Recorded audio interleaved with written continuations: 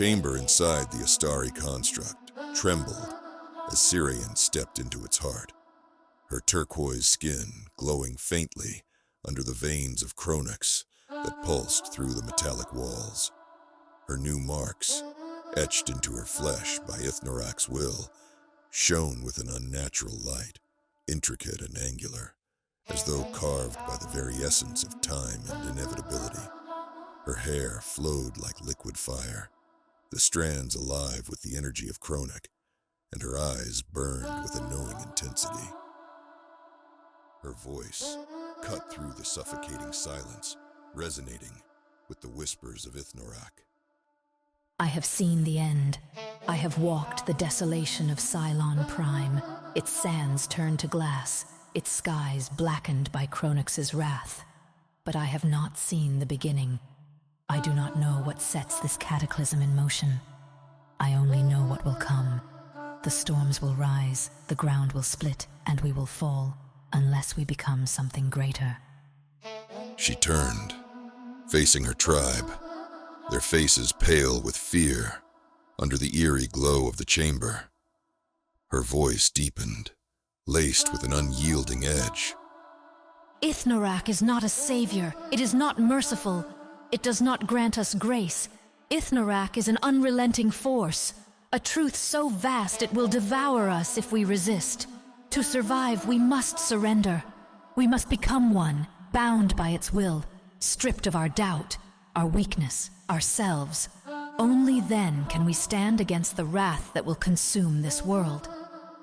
The walls of the construct groaned as Ithnorak's voice reverberated through the chamber, a low, resonant growl that invaded the minds of all present. Kneel, offer your flesh, your soul, your devotion. Become more than you are, or be shattered by the weight of eternity. Through us, there is no I, only we. Surrender, and we shall endure. A faint rustling echoed through the chamber, and the tribe turned to see shapes moving along the walls.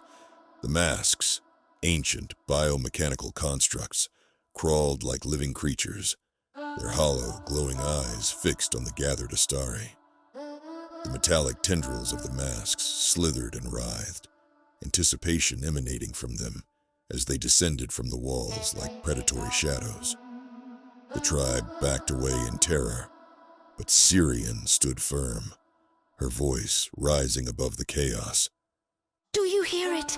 This is Ithnorak's will. It demands everything. Your fear, your doubt, your identity. Let it take you. Let it strip away the chains of self. We will not survive as individuals. We will not survive divided. To endure what is coming, we must become one. One will, one purpose, one mind. The masks swarmed, their metallic forms glinting in the Cronux light. One mask latched onto the face of a man who tried to flee. Its tendrils burrowed into his skin, glowing circuits carving across his flesh like a lattice of light. He convulsed as the mask hissed, a long snake-like appendage slithering into his throat, filling his lungs with vaporized Cronux. His screams turned into a deep, guttural hum as his body stiffened, his eyes glowing faintly behind the mask's lenses. The tribe froze, watching in horror as the man dropped to his knees. The mask seemed to come alive, pulsing faintly as it linked him to an unseen force. The hum grew louder, joined by another as a second mask found its host, then a third, then a fourth. Syraen stepped forward, her glowing marks illuminating the faces of her people as the masks advanced. Her tone was darker now, almost reverent. Do not run. Do not fight. This is your purpose. This is your salvation. Let Ithnorak fill you. Let it erase the weakness that binds you to the past. Through Ithnorak, we become timeless. Through Ithnorak, we endure. The masks overtook the tribe, each one melding to its host with terrifying precision. The room filled with the sound of mechanical hisses and muffled cries. But as the last mask found its place, the chamber fell silent. The Astari knelt in unison, their glowing eyes staring blankly forward, their breaths slow and synchronized. The air buzzed with a new, collective awareness, a singular consciousness bound by Ithnorak's will. Syraen remained untouched, her glowing tattoos pulsating as she stood before her transformed tribe. Ithnorak's voice boomed once more, deeper, more commanding than before. Through us, you are eternal. Through us, you are infinite. Rise and carry forth our will.